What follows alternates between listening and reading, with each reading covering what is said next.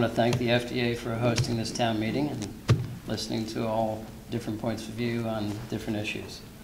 I'm here as a mercury-free dentist, and I learned about the mercury issue as a freshman in dental school in 1978 when I heard that fillings were 45 to 70% mercury. I raised my hand. I said, what about the Minamata Bay disaster in Japan, where there are a huge number of birth defects, stillborns, and other things happening in Minamata Bay, and it turned out that it was mercury causing the problem.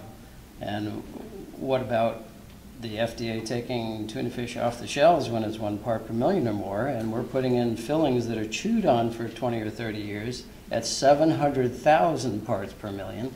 How is that safe? And my professor said, well, it's all tied up. And I said, well, if it's all tied up, why did they break down? They break down because the mercury comes out, and it's been shown time and time again the mercury comes out of the fillings 24 hours a day.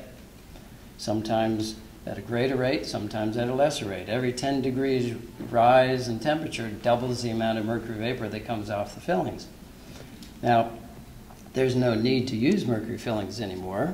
They're brought over here from Europe in 1833, before the Civil War. They're very old technology. They're not as good as the new composites. I've been a dentist for nearly 30 years. I have never placed a mercury filling, and I have not found a need to have a mercury filling in any restoration that I couldn't use something else that is safer, that doesn't contain a heavy metal. So there's really no need to use mercury. Now, there's a cradle-to-grave problem with mercury fillings, and that is when you first buy the mercury filling, you buy it in capsules. Those capsules can break, or after you shake them up and open them, that stuff can fall on the floor and it will contaminate the office. So there's a real estate problem here.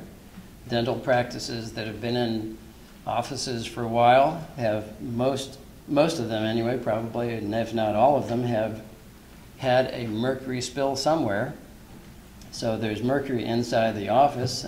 If someone came in during the sale of that piece of real estate and had a mercury vapor analyzer, like a Jerome mercury vapor analyzer, and analyzed the air in that office, they would say, well, this real estate really shouldn't be sold. It should be plowed under because of the contamination in the air.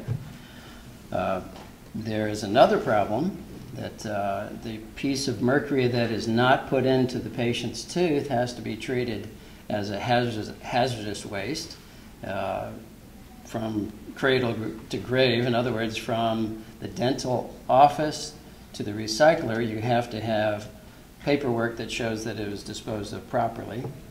After an amalgam is taken out of a patient's tooth, it also is a hazardous substance, but somehow inside the tooth it is not. I don't quite understand that, and any reasonable person should not be able to understand that. Now, mercury fillings have caused other problems too, and I want to read you a quick story. It was late August in 1989. The place was Michigan. 4 people, 2 men and 2 women who lived in the same home, lay dead. Less than a month earlier, they were hospitalized after complaining of chest pain, diarrhea, nausea, and shortness of breath. Their breathing became more labored and difficult.